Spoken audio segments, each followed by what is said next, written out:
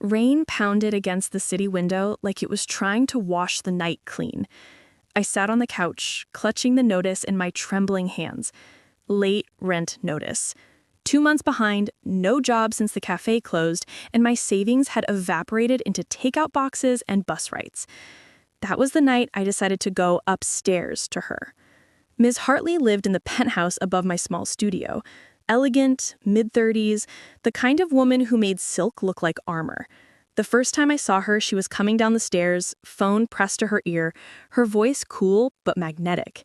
She always smelled faintly of jasmine and rain, the kind of scent you remember without meaning to. When I knocked, my pulse hammered, like I was walking into something dangerous. She opened the door in a gray cardigan, her hair loose, eyes sharp and unreadable. "You're the tenant from 4B, she said, studying me. "I was wondering when you'd finally come to talk. I just need more time. A week, maybe 2. Her gaze softened slightly, but not enough to ease the knot in my stomach. "You're already 2 months behind, Ivy." She said my name like she'd known it for years, not just from a rent ledger. "If you can't pay, I'll have to find someone who can." "I know, I'm looking for work. I'm trying, I swear." Her eyes drifted over my face, pausing at my trembling hands. Then she sighed, quiet and low. "You shouldn't have to beg for something so small." Silence filled the room like static. I swallowed hard, ready to apologize, ready to leave. But then she stepped closer. "Maybe," she said softly, "we can make a deal." My breath caught. What kind of deal? She smiled faintly, not cruelly, but like she knew exactly how her words would land. "I mean, you help me with some personal things. Errands, cooking, company." I blinked. "Company?" Her smile didn't fade. "You're alone. So am I. Sometimes, company can be worth more than rent." The words sat heavy between us, soaked with meaning neither of us dared to say aloud. She stepped back, gesturing toward the penthouse. "Come in, Ivy. We'll talk about it properly." The apartment was a world apart from mine. Warm light spilling across marble counters, books stacked neatly beside wine glasses. Everything smelled like citrus and paper. She poured 2 glasses of red wine and motioned for me to sit. "You don't have to be afraid," she said, watching me over the rim of her glass. "I'm not asking for anything you don't want to give." "I just don't understand what this means," I whispered. She tilted her head, eyes soft but intent. "It means I like the way you look when you're nervous." The air shifted, sharp, electric. I felt my face flush, but I didn't look away. Her gaze held mine until I forgot what I came for. "I'm not good at pretending," I said quietly. "Neither am I." When she reached out, her fingertips brushed a strand of hair from my face. That small touch felt more intimate than anything I'd known in months. "I'll help you," she said. "No rent. Just be here when I ask. That's all." I nodded slowly, unable to find words. That night, I didn't sleep. I lay awake in my small, creaking bed, staring at the ceiling, feeling her voice replay in my head. "Be here when I ask." The next morning, a message buzzed on my phone. "Miss Hartley, come upstairs at 8. Dinner." I stared at the text for a long time, heart racing. Dinner wasn't part of any deal, but maybe that was the point. At 8, I knocked on her door again. She opened it in a black dress that seemed to turn the light itself into something softer. Her hair was pinned loosely, her lips painted the color of wine. "You came," she said. "You asked." A faint smile curved her lips. Good answer. Dinner was quiet at first. She asked about my life, my family, the city. Her voice was calm, her words deliberate. Every time our hands brushed, I felt that same charge between us. Invisible, dangerous, addictive. Halfway through the meal, she leaned back, eyes glinting. "Do you know why I live alone, Ivy?" I shook my head. "Because people always want something from me. Money, power, favors. But never just me." Her honesty cracked something open in me.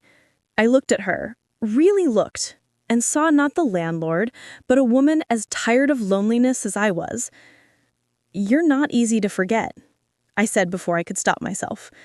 She looked at me for a long, quiet moment. Then she said, "Neither are you." Outside, rain began again, the kind that fills the night with the scent of possibility. A week passed after that dinner, and somehow I'd started living between floors, halfway in my small apartment, halfway in hers. Every morning, I'd find a text from her, sometimes short. "Coffee?" Sometimes teasing. "You're late. Are you avoiding your landlord?" And sometimes just my name. It wasn't what she said. It was how she said it. Every word was a thread pulling me closer.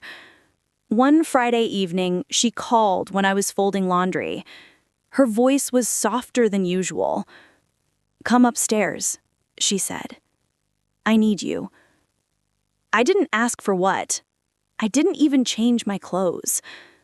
When I entered her penthouse, the lights were dim, city lights painting the room in gold and blue. A half-empty glass of wine sat on the counter beside her. She looked different, unraveled. She turned toward me slowly, wearing a silk robe that clung to her frame like the night itself. "She didn't mean to scare you," she said quietly. "You didn't," I lied, even though my pulse was trembling in my throat. She laughed under her breath, not mocking, but broken. "You're shaking. So are you." Her eyes lifted to mine, and then, without warning, she reached out, brushing her thumb along my wrist, tracing the veins like she could read something there. "I'm not supposed to do this," she murmured. "You're my tenant. Don't say it," I whispered. Her silence was its own answer. For a long moment, we just stood there, breathing the same air, listening to the city hum beyond the windows. Then she stepped closer. "You have no idea what you do to me, Ivy." The sound of my name on her lips undid me. I felt everything, fear, want, confusion, melt into one unbearable ache. "I think I do," I said. And before I could think, she kissed me. It wasn't a deal.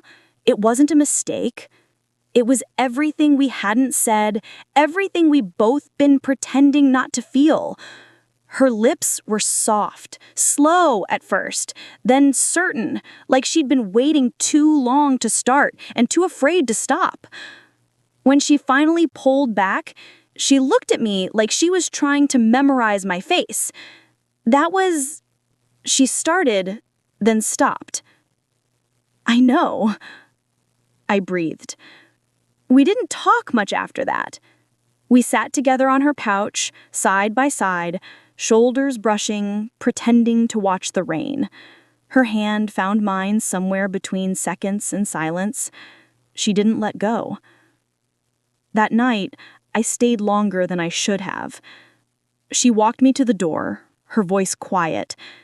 "You don't owe me anything," she said.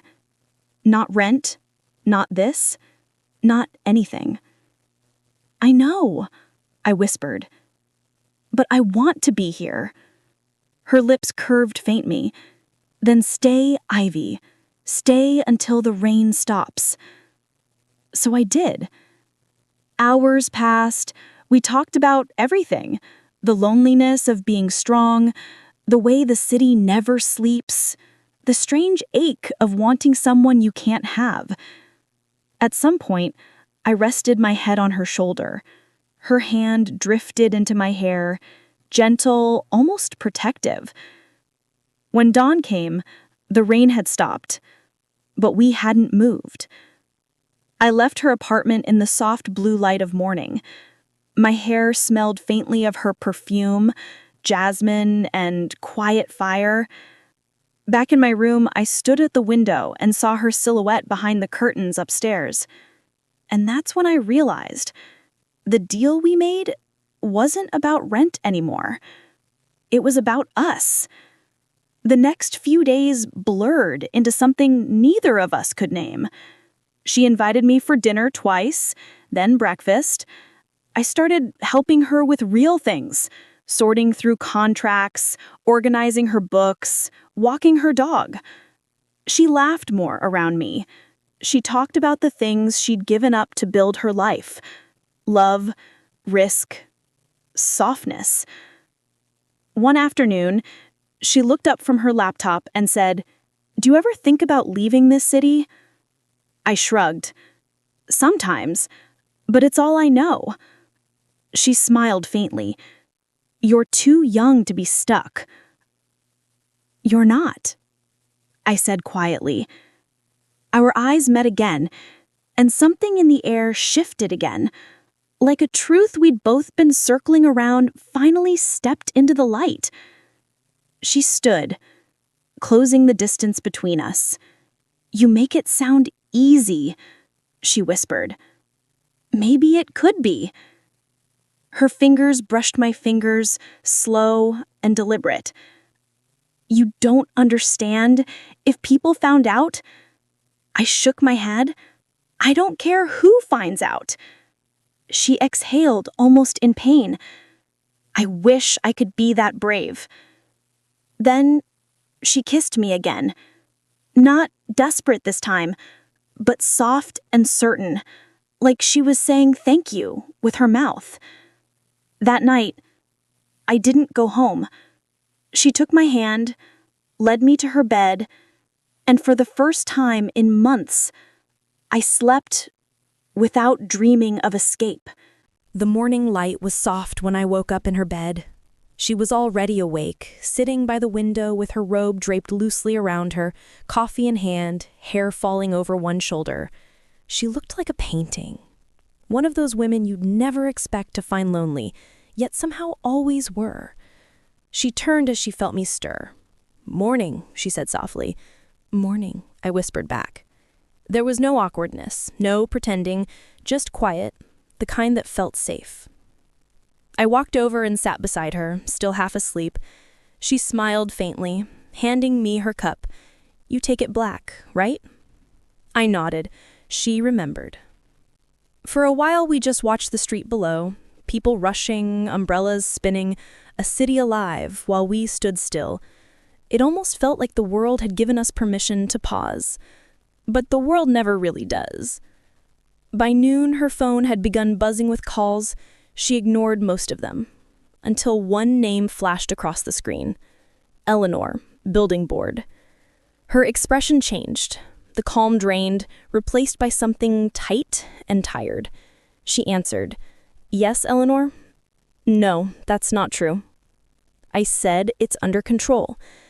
Her eyes flicked toward me, then away. "It's my private life. I don't owe anyone an explanation." The call ended, but the silence afterward was heavier than any argument. I stood up, wrapping the sheet around myself. "Someone found out, didn't they?" She hesitated, then nodded once. "Yes, a tenant saw you leaving that morning. They told the board." My stomach dropped. "Are they threatening me with removal?" "Yes," she sighed, running a hand through her hair. Apparently, a landlord having a relationship with a tenant looks unethical. The word relationship lingered in the air. It was the first time either of us had said it aloud. "What are you going to do?" I asked quietly. She looked at me then, really looked at me. "I don't know. I don't want to lose this building, but I also..." Her voice faltered. "I don't want to lose you." My chest ached at the way she said it, like it cost her something. "Then don't," I whispered. Her eyes softened, but her hands trembled when she reached for me. "You make it sound easy." "It is easy," I said. "You just have to choose me." The rest of the day unfolded in silence, not cold, just full of all the words we couldn't yet say. That night, she came downstairs to my apartment. No makeup, no silk robe, just her, vulnerable and real. She said, "I talked to Eleanor again. I told her I'm stepping back from management for a while. Let the lawyers handle it." I blinked. "You'd really?" "Yes," she said, cutting me off gently, "because I'm tired of pretending I don't want something for myself." She stepped closer, her voice trembling but steady. "I've spent half my life managing everything, tenants, finances, appearances. But with you," she stopped, smiling faintly. "With you, I just get to feel." I didn't answer. I didn't need to. I just kissed her, and she kissed me back like she'd been waiting to breathe again. Afterward, she whispered into my neck, "Maybe love isn't a deal, after all." I smiled, tracing her fingers. "No, maybe it's the only thing that doesn't need one." We laughed softly, the kind of laugh that sounds like forgiveness. Weeks passed. Rumors faded, the board moved on, and life began to feel almost normal. Almost. Sometimes when I came home late from work, I'd see her lights still on upstairs, a shadow moving past the curtains. I'd smile to myself, knowing she was waiting. Other nights she'd show up at my door with takeout, barefoot, her hair messy, pretending she just wanted to check the plumbing. We became our own quiet rhythm. Shared mornings, coffee, kisses that smelled like rain and city air. One night, months later, as we sat on her balcony watching the skyline shimmer, she reached for my hand and said, "You changed everything, Ivy." "How?" I asked. "You reminded me what love feels like when it isn't something you're supposed to control." I looked at her then. This woman who once terrified me, who now felt like home. "You reminded me what it feels like to be wanted for real." She leaned in, her lips brushing mine, slow and certain. Then she guessed we saved each other. The city hummed below us, endless and alive. Her hand in mine was warm, steady, a promise without words. Maybe it started as a deal, but it ended as something truer than either of us expected. And as the first snow of winter fell, she whispered, almost to herself, "Stay." I did.